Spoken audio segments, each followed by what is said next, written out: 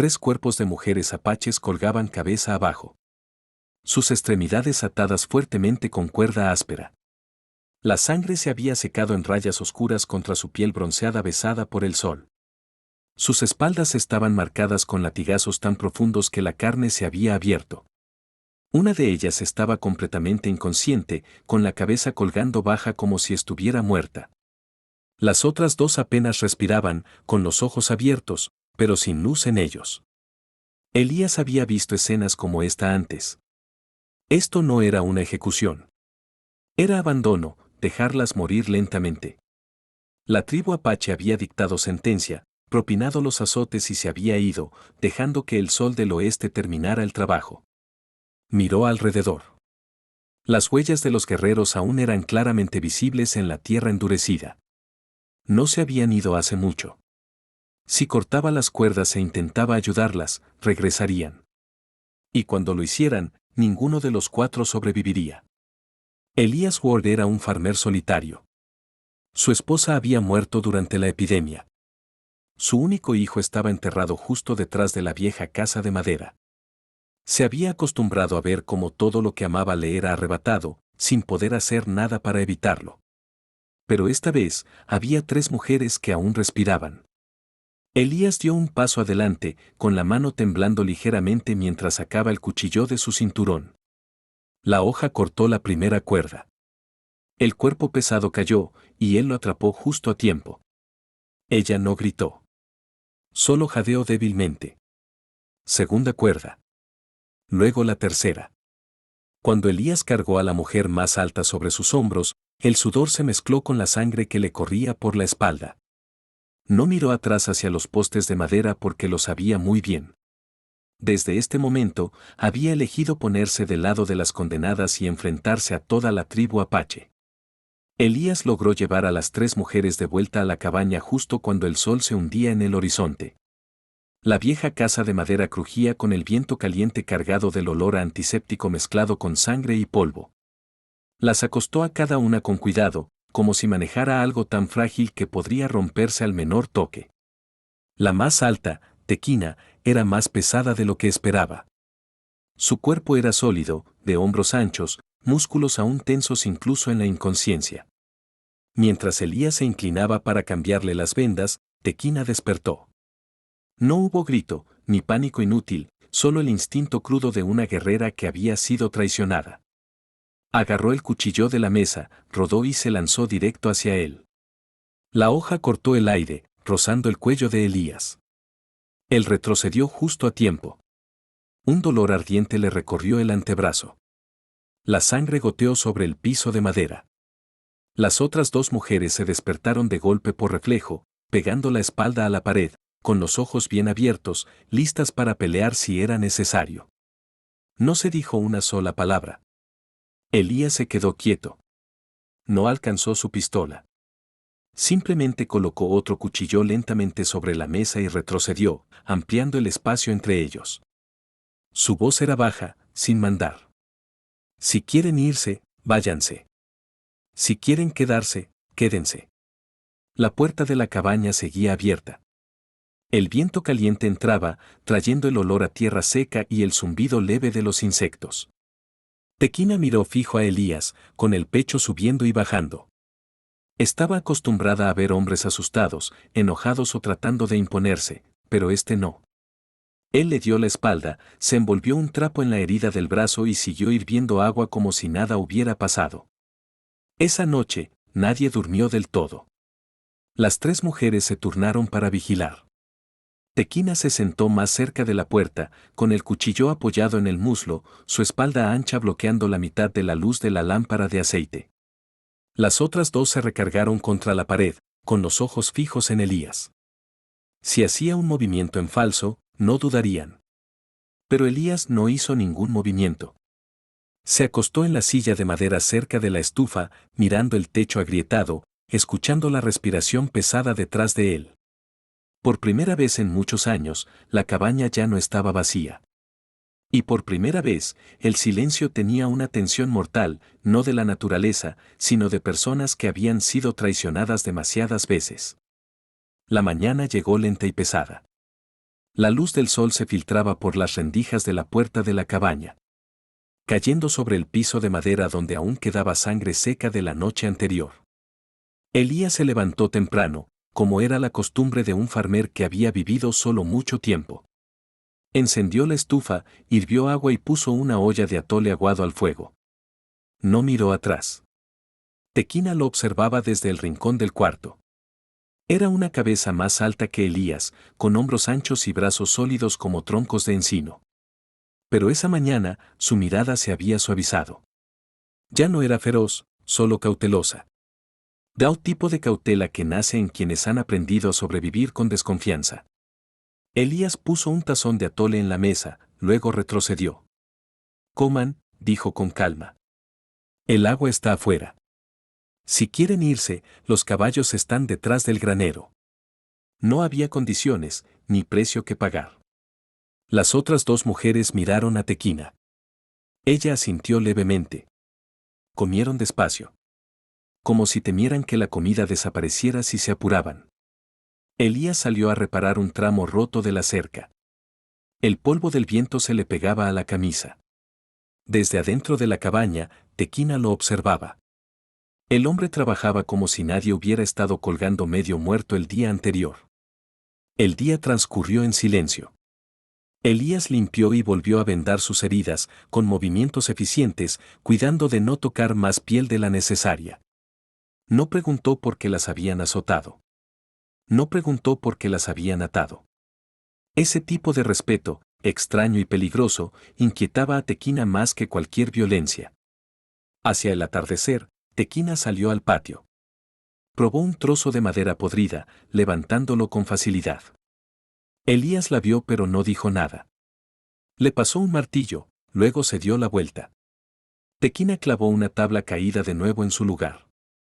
El sonido del martillo resonaba firme y fuerte. Por primera vez desde que la colgaron, su cuerpo trabajaba no para resistir, sino para reconstruir. Cuando el atardecer pintó el horizonte de rojo, Tequina volvió a entrar a la cabaña. Se paró frente a Elías y habló despacio, con su inglés cargado de acento. Tú no tienes miedo. Elías hizo una pausa, luego respondió. Sí tengo, pero hay cosas peores que morir. Tequina entendió. Había vivido lo suficiente para saber exactamente a qué se refería. Cayó la noche. La puerta de la cabaña seguía abierta. El cuchillo aún estaba a su alcance. Pero esta vez, Tequina no se sentó junto a la puerta. Se sentó a la mesa frente a Elías, con una pequeña lámpara de aceite entre ellos, tenue, pero suficiente para mantener a raya la oscuridad. La lluvia llegó a mitad de la noche, rara y violenta, como si el cielo del oeste por fin hubiera tenido suficiente de toda la sangre derramada en esta tierra. La lluvia martilleaba el techo de la cabaña, se colaba por los huecos de la madera podrida y caía al piso en rayas frías y punzantes. Tequina empezó a arder de fiebre. Al principio fueron respiraciones cortas y rápidas. Luego vinieron los temblores incontrolables. Elías reconoció el olor familiar de la infección, el mismo que lo había perseguido durante los años de la plaga. Acostó a Tequina con cuidado, le cambió las vendas y limpió las marcas de los latigazos que se habían hinchado y enrojecido en su espalda. Su piel bronceada quemaba bajo su mano. Tequina entraba y salía de la conciencia. Sus labios se movían, palabras apaches rotas saliendo entre jadeos febriles. Elías no entendía el idioma, pero entendía el miedo. Repetía algo una y otra vez, con la voz quebrada, hasta que rompió en sollozos como una niña olvidada en la oscuridad. Elías se sentó junto a su cama, apretando un trapo húmedo en la mano. Viejos recuerdos surgieron sin aviso. El pequeño cuarto donde su hijo una vez había jadeado por aire, con la piel pálida y gris, los ojos abiertos pero ya sin verlo. El doctor negando con la cabeza, su esposa de rodillas junto a la cama, con las manos temblando, suplicando por algo que nadie podía dar. Esa noche, Elías se había sentado exactamente así, esperando un milagro que nunca llegó. Lo siento, susurró Elías, sin saber a quién le hablaba. De pronto, Tequina le agarró la mano. Su apretón era débil pero firme. En su delirio febril, negó con la cabeza, lágrimas corriendo por los lados de su rostro. Elías se acercó más, captando las palabras rotas. Mitad inglés, mitad apache. No puede tener hijos. Siguieron golpeando. Por favor, no me dejes. Esas palabras cortaron más profundo que cualquier cuchillo. Afuera, la lluvia torrencial lavaba el polvo alrededor de la cabaña, enjuagando sangre vieja de los escalones de madera. Pero adentro, los pasados de dos personas chocaron de golpe. Un hombre que no había podido salvar a su familia. Y una mujer castigada por no poder crear vida. Al amanecer, la fiebre de Tequina empezó a bajar. Su respiración se volvió lenta, estable. Elías seguía ahí sentado, con la espalda encorvada por el cansancio, los ojos inyectados en sangre. Cuando Tequina despertó, el cielo estaba pálido con la luz de la mañana. Lo vio aún ahí. No se había ido. Después de un largo momento, habló suavemente, con la voz ronca pero clara. Tú perdiste a alguien, ¿verdad? Elías no respondió de inmediato. Luego asintió. Tequina giró el rostro hacia la ventana, mirando la lluvia que aún se aferraba al vidrio. Yo entiendo, dijo. Solo 3 palabras. Pero por primera vez, el silencio entre ellos no ocultaba nada. Era el silencio del entendimiento. Muchas gracias por estar aquí. Si esta historia te llegó, deja un comentario con el número 1. Los días después de la lluvia transcurrieron tranquilos, como si la tierra seca alrededor de la granja hubiera decidido darles un respiro breve. Tequina se fortaleció. Las otras 2 mujeres ya se paraban con más firmeza sobre los pies que una vez colgaban indefensos. Cada mañana, Elías abría la puerta de la cabaña y veía algo en lo que ya no creía desde hacía años. La granja estaba volviendo a la vida. Tequina trabajaba desde que el sol asomaba por el horizonte. Acarreaba madera, reconstruía las cercas, cavaba más hondo en el viejo pozo seco.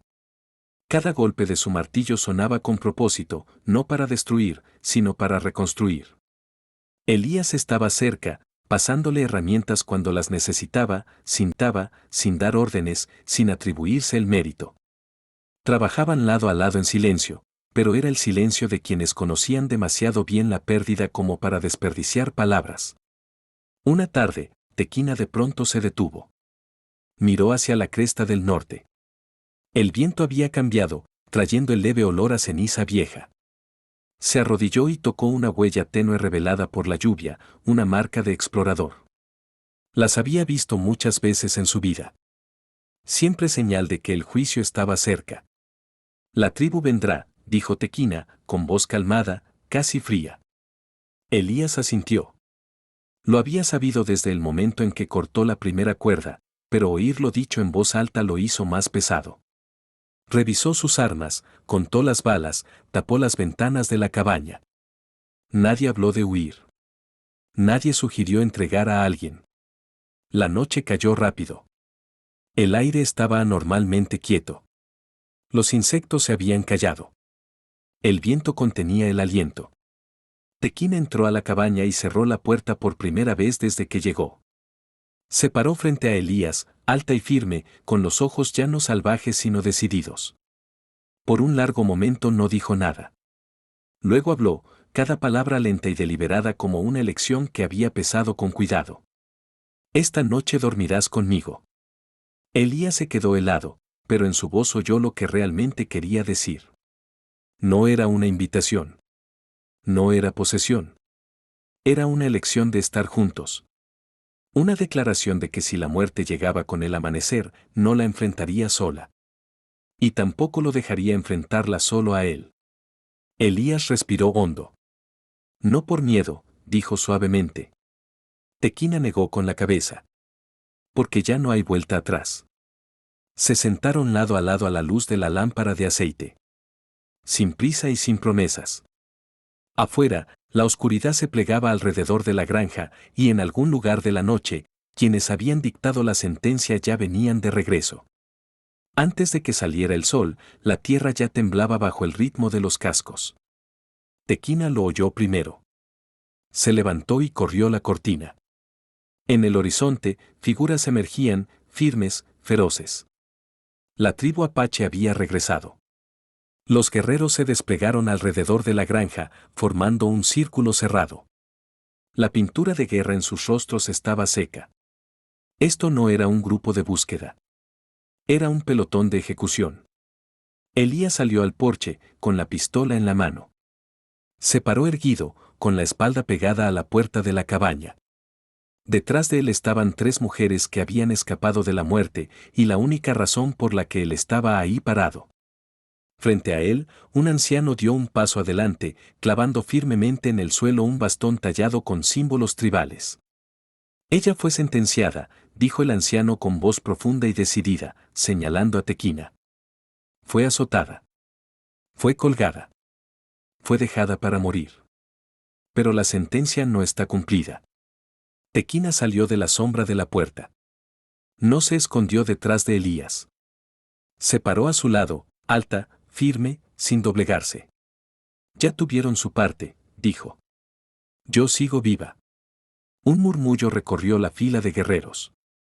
El anciano negó con la cabeza. Estar viva no significa estar perdonada. Rompiste nuestra ley. Elías apretó más la pistola. Si quieren llevarlas, dijo despacio, tendrán que matarme a mí primero. Nadie sacó un arma. Pero varias manos se movieron hacia sus cuchillos. El anciano miró a Elías por largo rato, como midiendo algo desconocido. Tú no perteneces a esto, Farmer. Elías respondió sin dudar. Ahora sí. Tequina lo miró solo un instante. Luego dio medio paso adelante, con la voz clara y fuerte en la tierra abierta. Habló de los azotes, de las 3 mujeres colgadas como animales, de ser abandonadas para morir. No suplicó. Declaró. Yo elijo estar aquí, dijo Tequina. Elijo la libertad. No voy a regresar. Cayó un silencio pesado como piedra. El anciano se volvió hacia los guerreros. Sus ojos estaban divididos entre las viejas leyes y la realidad que tenían enfrente. Finalmente, el bastón golpeó el suelo una vez más. Está exiliada, dijo el anciano. Ya no es apache. No la casaremos de nuevo. Tequina cerró los ojos un momento, luego los abrió. Elías soltó un aliento lento, como un hombre que acaba de sobrevivir a un golpe mortal. Mientras la tribu se daba la vuelta y se alejaba a caballo, el polvo se levantó espeso una vez más. Pero esta vez, no pendía ninguna sentencia sobre sus cabezas. Cuando el último de la tribu desapareció detrás de la cresta, un silencio pesado se asentó sobre la granja, tan denso que se oía el viento rozando la cerca recién construida. Elías seguía parado en el mismo lugar, con la pistola en la mano, como si soltarla hiciera que todo lo que acababa de pasar se derrumbara.